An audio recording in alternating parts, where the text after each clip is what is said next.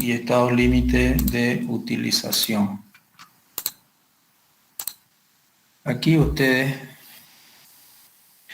bueno, algunos, los que ya han podido estudiar un poco H2, se le va a hacer familiar, digamos, estos términos, ¿no? Y para muy pocos estimo que va a ser nuevo. Estados límites de utilización. Bueno, les decía, tenemos, en realidad estos son solamente estados límites, ¿no? No de utilización, estados límites. Entre los estados límites tenemos los estados límites últimos y los estados límites de utilización. O de servicio, también se llaman aquí, estados límites de utilización o de servicio. Entonces, los estados límites últimos se refiere a la seguridad, a la resistencia, ¿no? A la resistencia del elemento estructural. Que no falle la estructura. Y el esquema estructural, las cargas, los esfuerzos, el cálculo y la verificación de la sección, todo ello conlleva los estados límites últimos. Y los estados límites de utilización o los estados límites de servicio se refiere más que todo a la durabilidad, a la funcionalidad, a la estética, a la buena apariencia del elemento estructural. Y para eso se deben hacer los controles de fisuración, controles de deformación, controles de vibración, ¿ya? Entonces, en los estados límites de utilización no mayoramos, no hay coeficiente, eso es lo más importante en las formulaciones que nosotros vamos a ver. No hay coeficiente de mayoración de carga ni de disminución de resistencia de los materiales de construcción como lo hay en los estados límites últimos. En los estados límites últimos, por seguridad, nosotros mayoramos carga, disminuimos, con un coeficiente disminuimos las características de los materiales, como ser del hormigón, del concreto y del fierro, ¿no?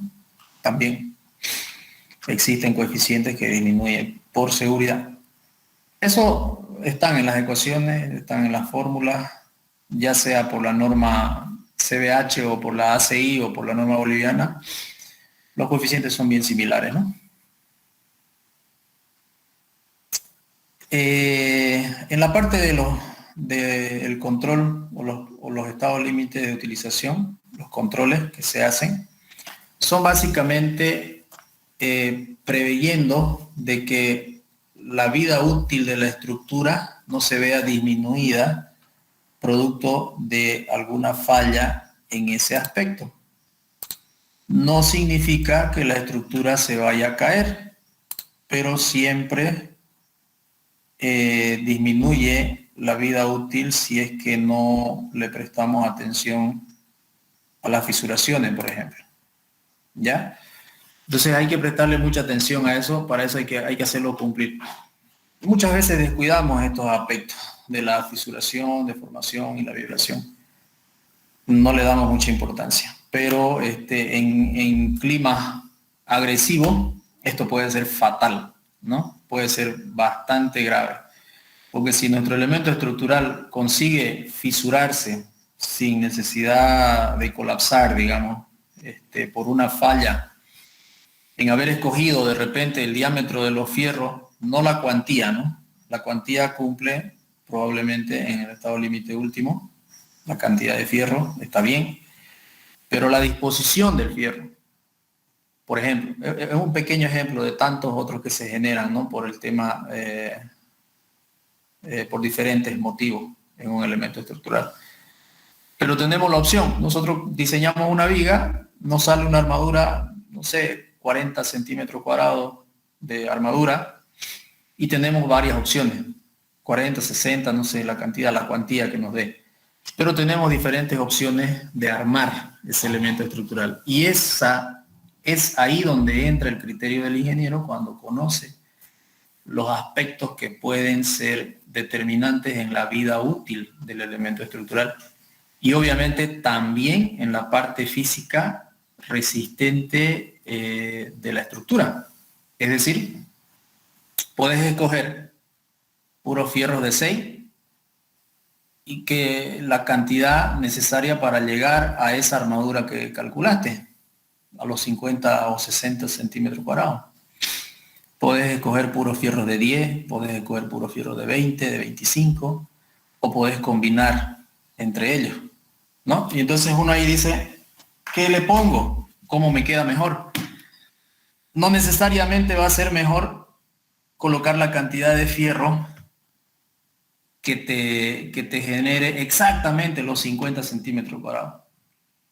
Porque si vos le pones, por ejemplo, puro fierro de 25, probablemente te genere no los 50 cabales con una cierta cantidad, sino 55, 53 o menor. Entonces, nunca debemos colocar menor. Sabemos que no se va a caer, aunque le pongamos un poquito menor, lo sabemos. ¿Por qué lo sabemos? Porque las ecuaciones con las que hemos calculado para los estados límites últimos tienen sus rangos de seguridad, tanto disminuyendo los valores de resistencia de los elementos estructurales, como aumentando las cargas, ¿no?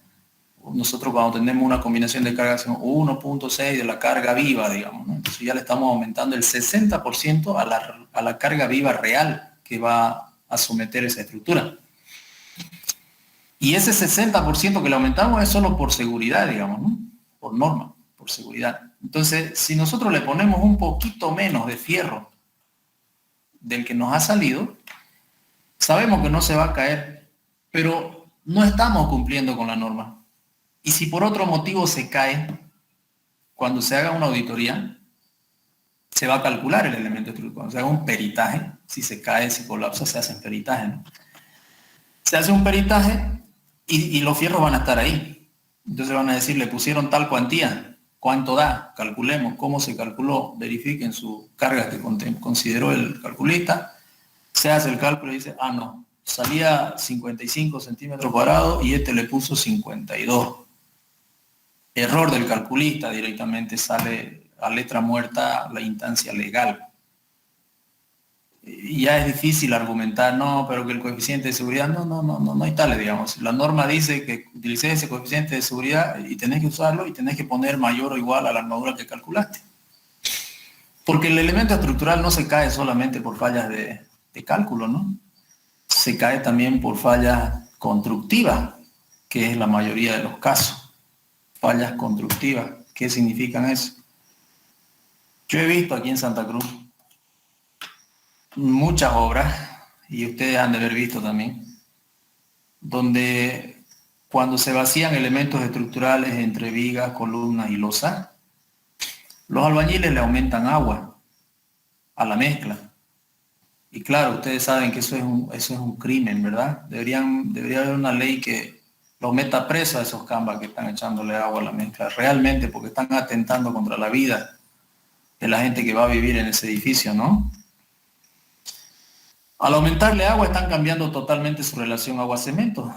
Y al cambiar la relación agua de cemento, por supuesto, la resistencia cae, pero cae en caída libre, digamos, ¿no? Entonces, ¿y por qué le aumentan agua a los albañiles? Muchos de ustedes han debido trabajar también en obra. Es que es más fácil trabajar con una mezcla fluida, ¿no? Es difícil trabajar con la mezcla en su cantidad de agua adecuada. Es difícil. Entonces, la relación agua de cemento, como ustedes han visto en materiales de construcción o en qué materias hacen dosificaciones y demás cosas, normalmente está entre 0.4, 0.45, 0.42, 0.4 y alguito. Pero le aumentan, en su casco le aumentan agua a un baldecito de mezcla, porque claro, no pueden subir la mezcla en cantidad elevada. Normalmente, cuando se vacía a mano, la gente transporta la mezcla en un balde de 20 litros y no lleno, obviamente, la mitad o menos porque es bien pesado. Pero imagínense a un baldecito de 20 litros a la mitad de mezcla que le metan un cascazo de agua. Eso es una locura total, ¿no? Si a una mezcladora que le estás metiendo 300 litros de concreto le aumentas un vasito de agua y ya a veces te pasas del agua, digamos, solo con un vasito. Ya te pasaste del agua y te golpea la cabeza, ¿para qué le aumente tanto, digamos, ¿no? Imagínate a un medio balde de mezcla meterle un casco de agua. Claro, ellos no lo ven así, pero les sale mucho más fácil a ellos para el tema de la vibrada del concreto, para el tema de manipular el concreto si es losa, para palear y manipular. Entonces por eso ellos le aumentan agua. Hay videos de aquí en Santa Cruz, circulan edificios aquí en Santa Cruz que se han construido, donde se lo ve a los albañiles aumentándole agua a cada balde que le pasan. Primero saca el casco, le mete agua y después lo pasa el balde arriba y arriba lo vacían y le meten la vibrada en las vigas. Entonces si falla ese elemento estructural, lo más probable es que sea por fallas constructivas. Se hace el peritaje, se determina que la cuantía es correcta, aunque si te salió la cuantía 50 centímetros cuadrados y vos le pusiste una armadura que te da los 50, ya estás cumpliendo, ¿no? O te da 51, 52, ya cumpliste, ya el calculista se salvó, digamos. Entonces ya ahí se investiga otra cosa, ¿no? Ya no el cálculo. Pero les decía yo, ya volviendo a este tema de los estados límites últimos y de utilización, es fundamental el criterio del calculista. Es decir, a una viga no le voy a meter fierros puros de 6, digamos, longitudinales. Fierros longitudinales de 6 no, nunca, no se colocan en una viga. Entonces, seguramente le voy a meter fierros de mayor diámetro, por lo menos de 10 mínimo, dependiendo de la cantidad de la cuantía. Normalmente debería ser arriba de 12 y de 12 para vigas no muy cargadas. Ya, para vigas que tienen buenas solicitaciones, se ponen las principales de 25, de 20, digamos, ¿no? Pero hay que equilibrar bajo el criterio de que los estados límites de utilización, cuando veamos las formulaciones más abajo, nosotros vamos a ver que este W límite básicamente es el ancho de la fisura, es el ancho de la fisura. Y entonces, este ancho de la fisura sale mayor cuanto menos perímetro de fierro tenemos en la sección transversal de la viga. Entonces, ¿cómo voy a conseguir mayor perímetro de fierro en una viga? Poniéndole varios fierros delgados.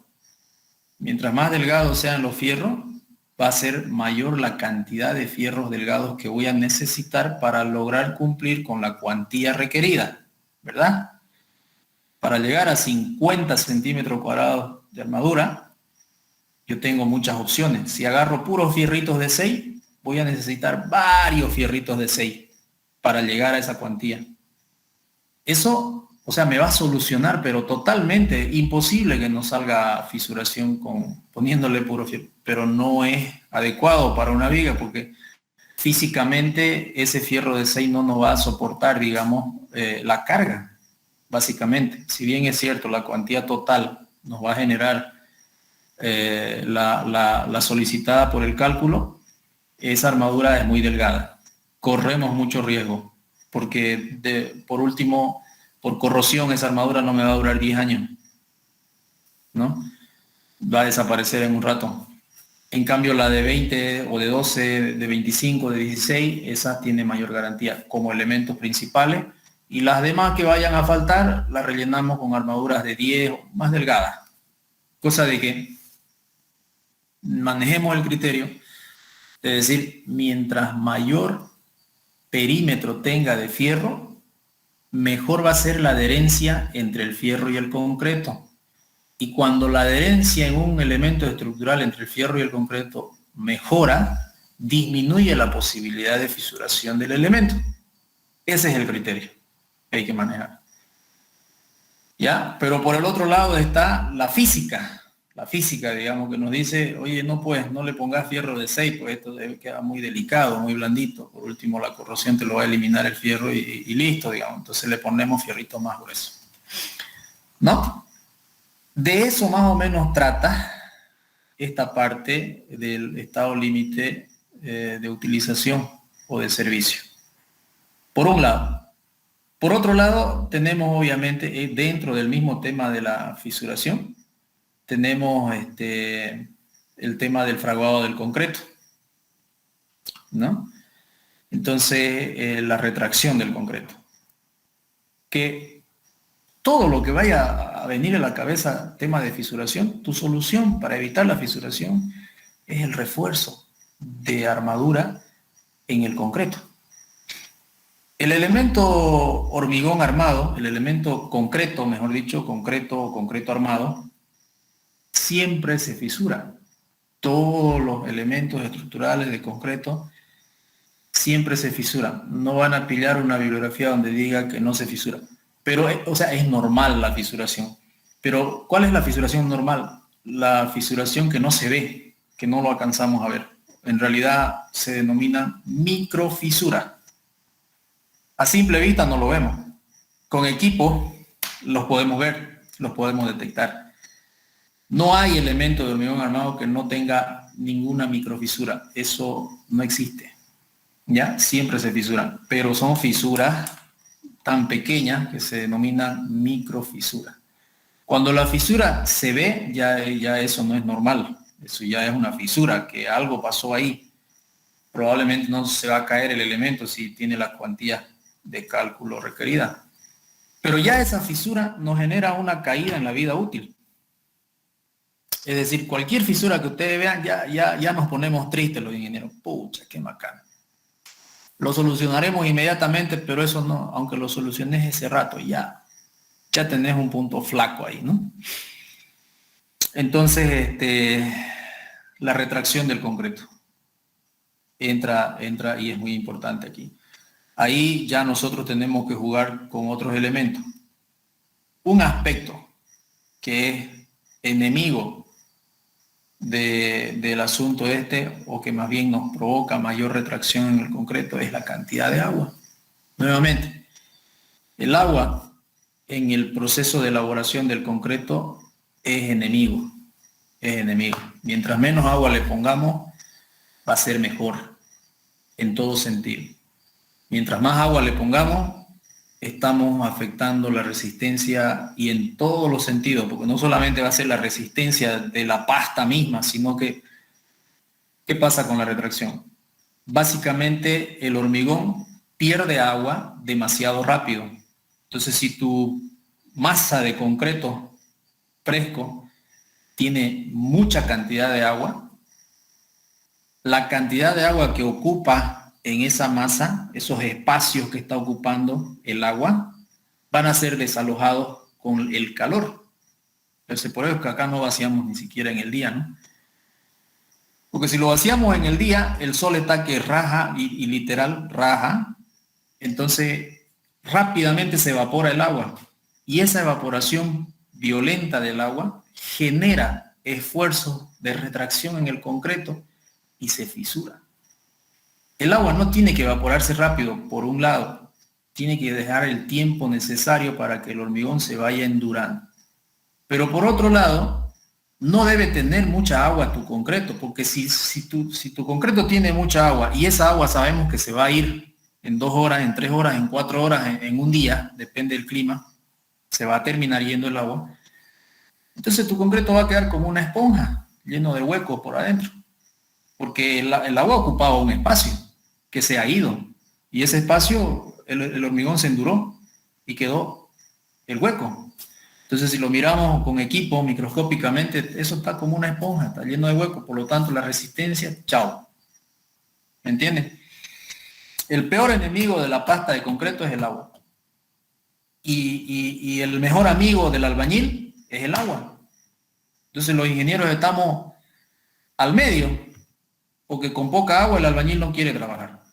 No, ingeniero, que siempre lo hago así, no, que cuando uno es joven es peor, ¿no? No, yo siempre lo hago así, siempre lo hacemos así, no se preocupe, va a salir todo bien, no pasa nada, y le meten la cantidad de agua que le da la gana. Si uno no se para fuerte, le meten nomás. Y ahí nos fregan, ¿no?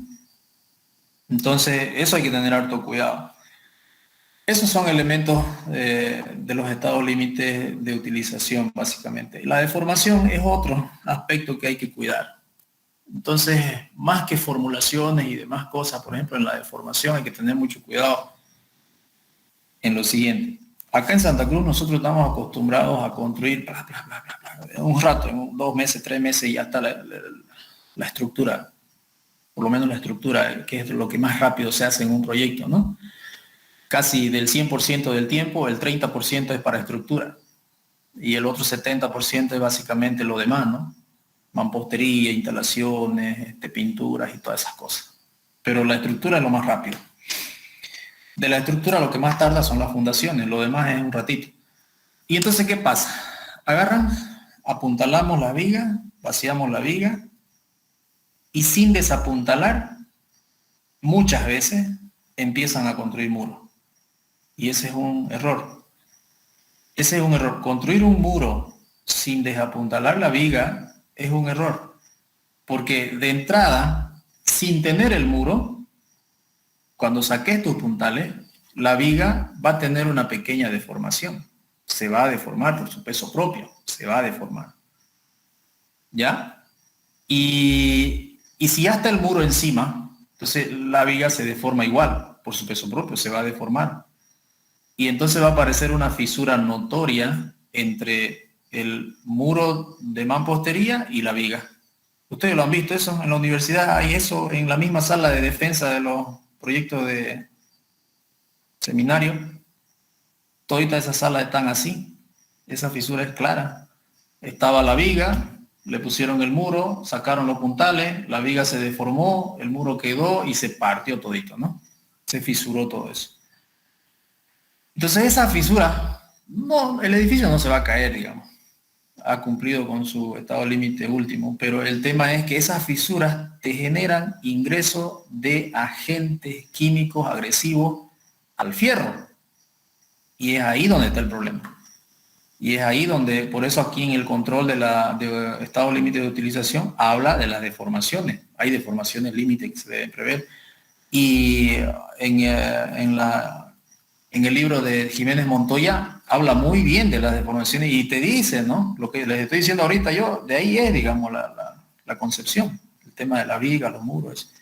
Te pone tiempo que debes tener los puntales mínimos para retirarlos y no retirarlos antes de tiempo y todo ello. Entonces, hay que desapuntalar para poder, lo ideal es desapuntalar para poder cargar el muro. ¿Ya? Pero muchas veces por el tiempo hay otras estrategias que ya uno las aprende en el camino. Y por ejemplo es que te dicen una viga solo con su peso propio, en 9 días puedes retirarle los puntales, ¿no? En 9 días. Pero es solo por su peso propio. Ahora, si ya está cargada, no es 9 días, tenés que esperar 18 días y en realidad lo mínimo debería ser 24 días, que es donde el hormigón alcanza su máxima resistencia. Pero no hay muchas veces ese tiempo. Entonces lo que se suele hacer es esperar los 5 o 7 días, cerca de los 9 días, desapuntalar, dejar que la viga se deforme y apuntalarla de nuevo para poner el muro. ¿Me entiendes, no? Entonces la deja apuntarla, se la libera, no se va a caer, ella va a soportar su peso propio después de los 7 días, tranquila, soporta su peso propio y se la vuelve a apuntalar a donde pida y ahí se pone el muro. Ahora, para hacer ese procedimiento también hay una jugada, pues, ¿no? Es decir, tenemos que darle una contraflecha a la viga. Entonces nosotros, dependiendo de la longitud de la viga, hay una formulita corta ahí que uno saca y más o menos 2 centímetros para cada 8 metros de longitud, digamos, hacia arriba, en el centro. Entonces cuando vos vas a apuntalar, le decís a los albañiles, me vas a dar una contraflecha en el centro de tanto, 2 centímetros, 3 centímetros, 1 centímetro, dependiendo de la longitud de la viga. Y se le da una contraflecha, se la arquea, se la vacía arqueada para arriba, ¿no? 2 centímetros, 1 centímetro. Eso con la finalidad de que a los 7 días lo vas a desapuntalar y ella va a ponerse casi horizontal. Casi horizontal. Le das 3 centímetros a una viga de 8 metros y casi se pone horizontal. Después de 7 días. Lo vuelves a apuntalar y le metes ahí tu ladrillo y no pasa nada. Después de los 24 días sacas los puntales y todavía un poquito va a ceder, pero ya es nada ya. Y tu viga va a quedar prácticamente horizontal si prevemos esas contraflexiones. Esas cosas los albañiles no la saben, o si la saben no les da la gana de hacerlo, digamos. Es una lucha muchas veces con los apellidos, ¿no? Entonces, un elemento estructural tipo viga, normalmente, siempre que las cargas, que sea una viga normal con cargas verticales en la parte superior del elemento estructural, va a tener una tendencia a deformarse de esta manera, ¿no? Como se ve en el dibujito. Por eso que nosotros le damos una contraflecha y la deformamos, la vaciamos prácticamente deformada para arriba, un poco, para que al liberar los puntales se quede horizontal la viga. ¿Ya? Estas son las fisuras que nos van a aparecer si nosotros no entramos en hacer cumplir estos parámetros de los controles de fisuración, deformación y vibración. En esta parte de aquí abajo se empiezan a fisurar. Y esas fisuras no generan el colapso, simplemente generan la disminución en la vida útil, porque el tema de los gases... Una preguntita. Sí, señor. Hablando de la deformación con los puntales y los sin puntales, ¿ahí no es un método para calcular la flecha con puntales y sin puntales? Y eso que usted explicó, ese ejemplo, apuntalando, después sacando, deformando y apuntalando de nuevo, digamos, para el cálculo, ¿con cuál método más o menos sería? ¿Con el sin puntales o el con puntales en el cálculo, ¿no? Teórico. Yo creo que se aproxima más al que es con puntales, con los puntales. A ese se aproxima más los resultados, digamos, ¿no? Porque lo que yo te estoy diciendo no está escrito en la parte que te digo que saqué los puntales a los 7 días y lo volvás a apuntalar. Eso no está escrito, ¿no? Eso, por eso te decía yo. Son cosas que uno aprende en la obra, ¿ya? Que no todos se animan a hacerlo, pero tienen un criterio técnico válido, digamos. Si vos le has dejado tu contraflecha y lo vas a experimentar, hacerlo, tirarle un hilo a tu albañil, decirle tirarme un hilo y verificar que te haya dejado la contraflecha de 2 centímetros o 3, depende de tu análisis, de tu longitud de viga. Y entonces, desapuntalalo y vas a ver después de los 7 días, no lo desapuntales antes, te va a caer. Después de los 7 días, el Jiménez Montoya recomienda 9 días. Entonces lo desapuntalan y ese rato se lo apuntalan nuevamente. Solamente es liberar un poco el peso propio. Y tiras tu hilo y verificas si tu viga quedó horizontal o no.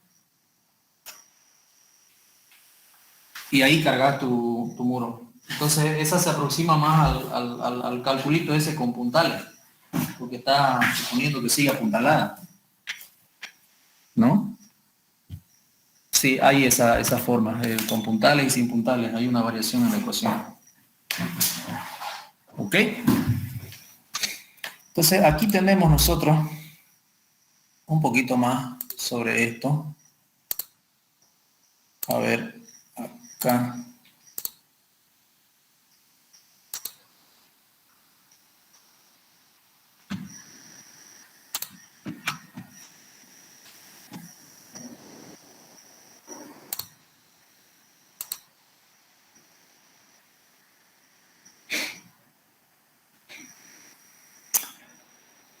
Fíjense ustedes, estado límite.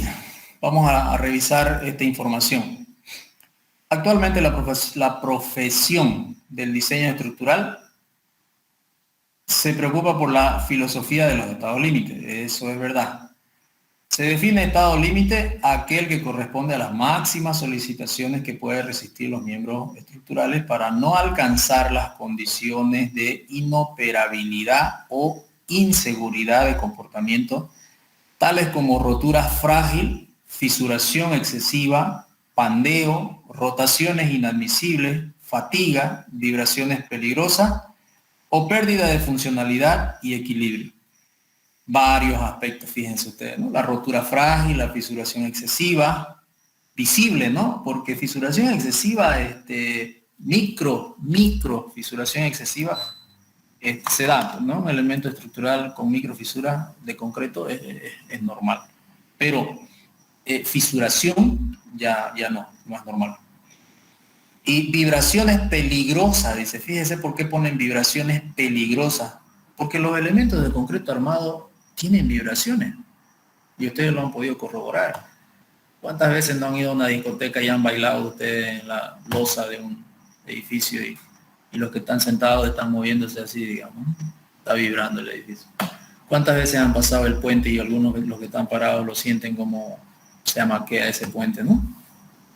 Entonces, tienen vibraciones, no solamente debido a la carga dinámica viva, sino también a la carga, a las vibraciones sísmicas del suelo también. Entonces, los elementos de concreto armado están diseñados para resistir ciertos límites de vibraciones.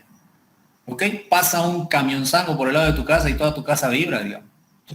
Entonces, si no tuviera fierro ese edificio, no aguantaría esas vibraciones. No es el hormigón, el concreto puro, sin refuerzo, no soporta ese tipo de fatiga, de esfuerzo. Su fuerte del concreto es la compresión. El concreto es para resistir fuerzas de compresión, no de tracción ni de flexión. Y las vibraciones te generan esfuerzos de flexión, digamos, ¿no? Los estados límites se clasifican en estado límite de agotamiento resistente y en estado límite de servicio. Lo mismo, las dos situaciones. Esto de acá, cuando tus armaduras colapsan en este gráfico, esto no es un colapso del estado límite de servicio. Este es un colapso del estado límite resistente, del estado límite último. Acá no aguantó tu cálculo, ¿no? Los esfuerzos que tenía. No se ve bien el gráfico, pero pareciera ser una columna, digamos. Entonces, probablemente algún viento fuerte o alguna cosa así ha generado el colapso acá de la armadura, ¿no? Ese sería el caso de estado límite de agotamiento resistente, estado límite último.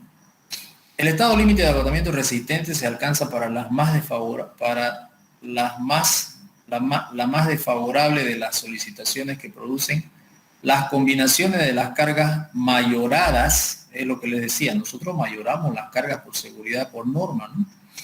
O factorizadas que actúan sobre la estructura que se analiza. Mientras que el estado límite de servicio se refiere al desempeño de las estructuras bajo cargas normales de servicio y tiene que ver con los usos y la ocupación de las estructuras. Entonces, básicamente, esta es una falla, si se puede decir aquí, de estado límite de servicio. ¿Qué ha fallado aquí?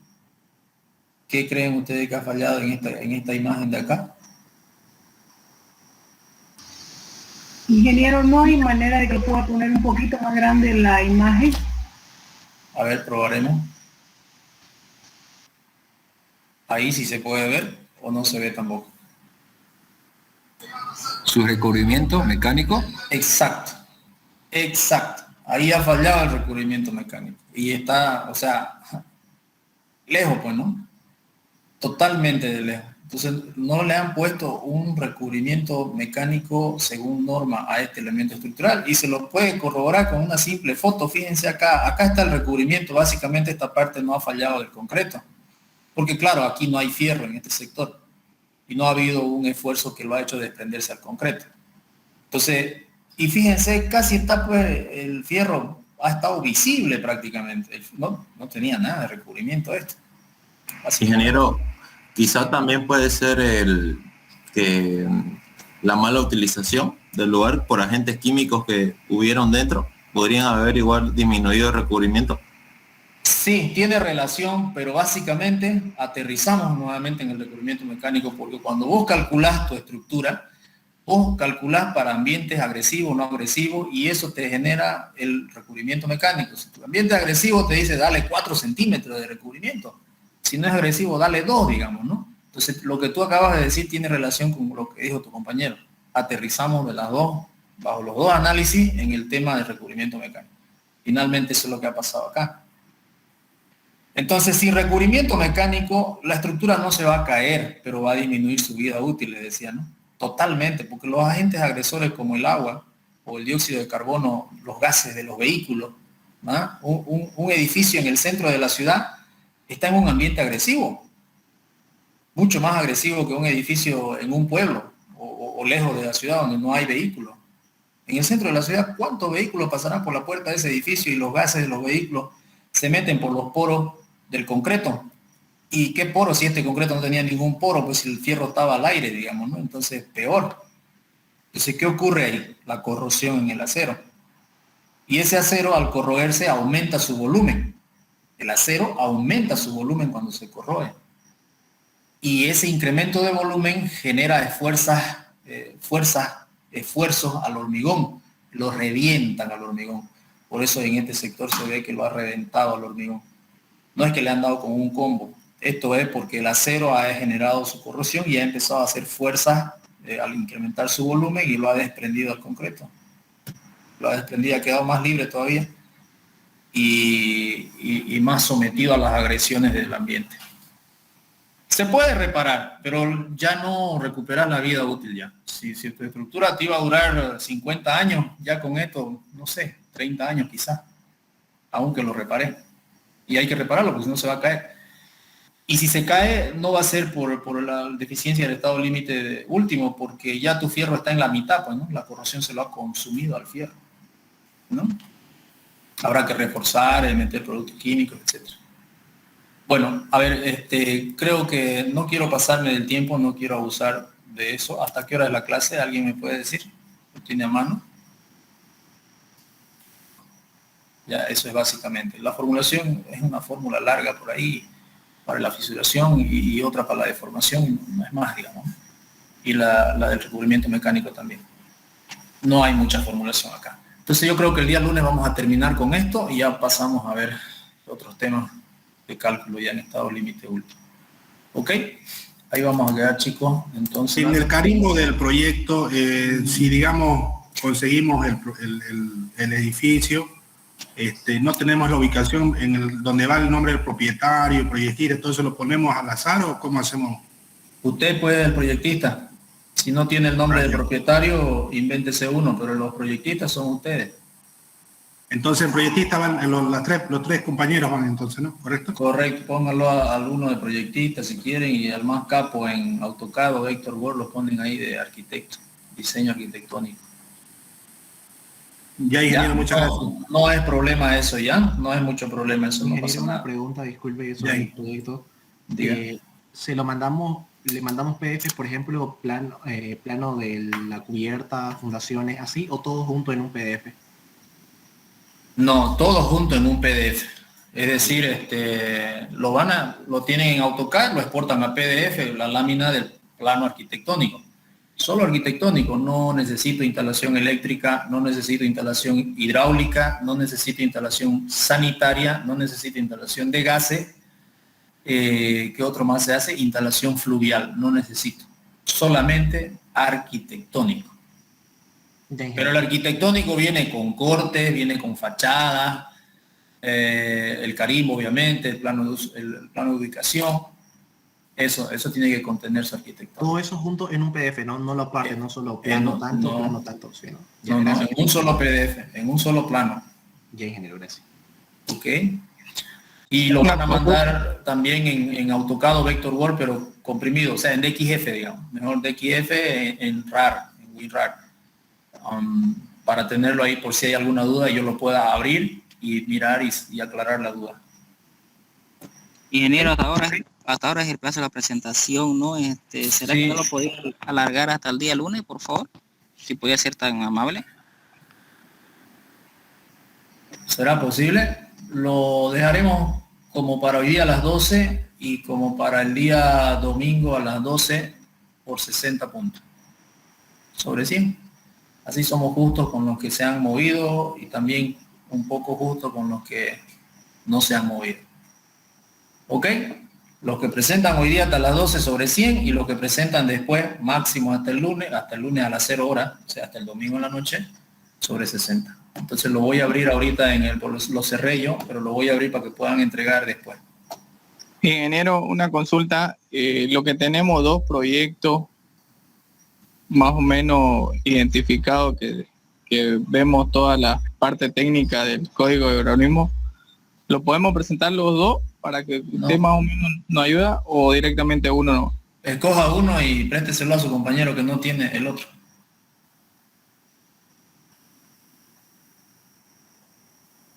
Así, Okay. uno nomás. Gracias. Escoja uno nomás. No nos compliquemos mucho, no me compliquen, pues, mía, son hartos ustedes. Uno nomás. Ya, Inge, muchas gracias. Ok, chicos.